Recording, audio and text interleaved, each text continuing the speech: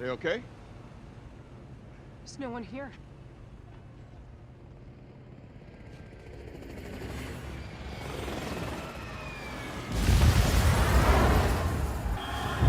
For anyone who's a Nick Fury fan, this is the show that really pulls back the curtain and lets you know who he really is. Oh, no. Well done. Secret Invasion, coming to Disney+. Samuel L. Jackson is back as Nick Fury, and Ben Mendelsohn from Captain Marvel returns as the Skrull, Talos. Next to Civil War, Secret Invasion is arguably the biggest crossover comic event in the last 20 years, and we're bringing it to Disney+.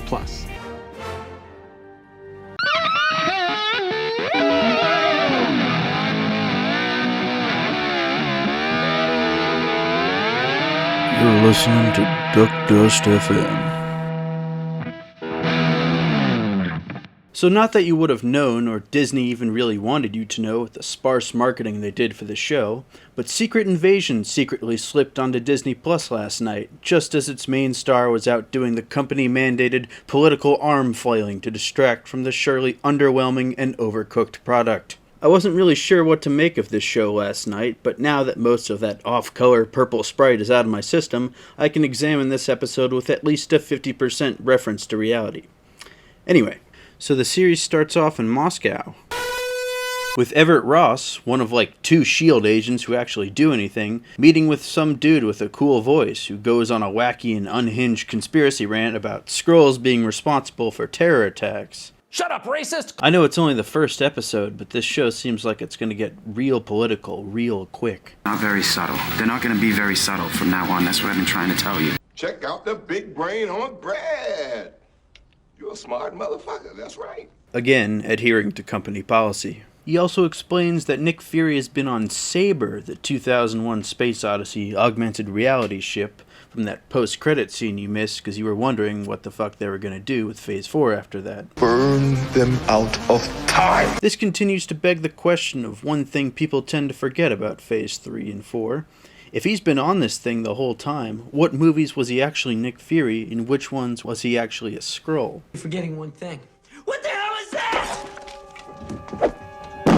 So Cool Voice Dude thinks Ross is a Skrull and tries to kill him, but Ross ends up killing him and is then chased by another dude who is chased by a hill driving a Range Rover product placement, and Ross falls off the building and eats shit. And surprise, surprise, he turns out to be a Skrull. And it turns out the guy chasing him was Talos. Shocking.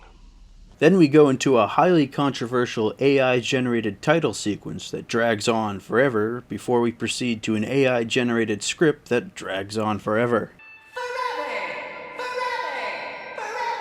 Fury lands on Earth and meets with Talos and Hill, who tell him he was different after the blip, and that he's so old and not what he used to be, and is now a totally new and original take on a formerly badass character. He's a Nick Fury that we've never seen before.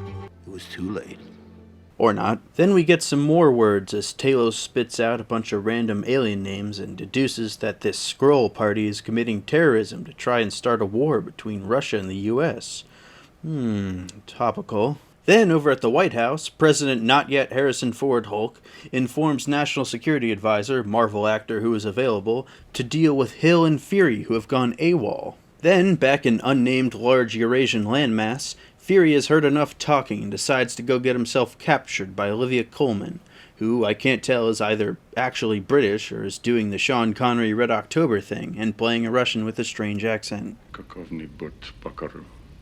New Paroski. We then cut to Skrull Dude, who is coming to the Skrull refugee city called New Skrullos, which is kind of like New Asgard with more aliens and looks like Chernobyl. So, Los Angeles. But everyone is driving around in cars, shooting at each other. That's LA for you. There he meets Amelia Clark, who is second in command and I guess is Talos' daughter, who's running off to join the new radical society subverting terrorist group because she thinks it's helping. Again, a very Los Angeles story here. They drive through Skrulladelphia and talk about all the only Skrull things they do there. Drink Skrull wine, eat Skrull bread, wear Skrull skin despite like every other Disney Plus show, an actor, they can't decide whether to wear a mask or not, with half of them being in human form when we see them, even inside the compound, and so on. I swear to God, they turned Skrull into Smurf in a matter of minutes. As soon as we got out of the bar, she started Skrull. me. Shut the Skrull. up. Yeah. We then find that they're using people to copy and paste themselves and replace the population with Skrulls.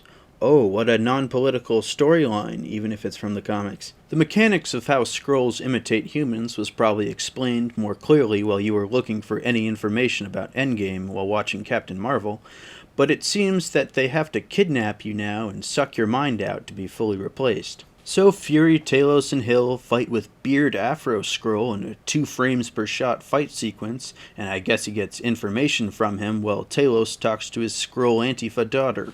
Then, right when you expect something to happen, Fury and Hill converse over a lazy chess metaphor about how he's changed after the blip, and he's not like he used to be. Positively shocking. And here is where I think we're supposed to have that race line, but I'm not sure, because he calls himself a spook, and Hill says he can't say that, and Fury says she can't say it. Well, I'm certainly no racial language expert, but if I remember correctly from my days tripping sack naked at Spawn Ranch, spooks are those government guys that always were giving Uncle Charlie acid and telling him to helter-skelter.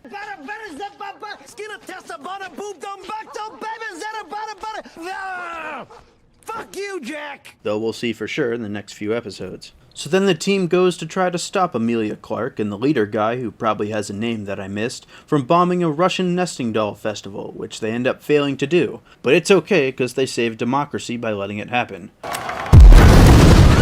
Take that, innocent women and children. Then Hill is approached by obviously Nick Fury, gets capped, and actually dies. So much for that starring role, Colby. Yet getting killed in the MCU now is about as real as the people who demanded a Captain Marvel spin-off. And that's the end, an hour later. Now, oddly enough, this episode didn't start by aiming the starting pistol at its own 2 feet, and didn't completely piss me off like almost all of its predecessors, even if that'll be undone in the next few episodes. Regardless, there is something to be said about trying at least a little bit. Yet despite its title, Nick Fury has not been resurrected in any way, and will likely undergo routine legacy character treatment, and taught you that no matter how hard you fight for what's right, there's always someone stronger to undermine you. I don't remember asking you a goddamn thing. The opening scene, even if you could tell it's a Marvelized version of Mission Impossible, was pretty good, and at least had me hooked up until that point. However, from that point on, it developed into the fork every Disney Plus show comes to eventually. Either shove mindless bullshit and identity politics down your throat, or bore you to death until you get to a CGI or a radically cut fight scene. While there was a bit of both, the show largely took the latter path and lesser evil, which I'll take over the alternative any day. The Rotten Tomatoes score placed this as the lowest rated Disney Plus show, meaning it had to have some redeeming qualities, especially because absolute garbage like Miss Marvel and She-Hulk had marks in the 80s and 90s. Most of these kinds of shows you can tell by the first episode whether it's going to piss you off or not. And not to say this didn't, but in comparison to its counterparts, it's certainly off to a better start, so I'll give it credit where credit's due, and give it a very generous 5 out of 10. I really hope it can build on the spy elements and talents of its cast, and make something good in the end. But even though it's Disney's favorite practice, when's the last time the fans' expectations were subverted for the better?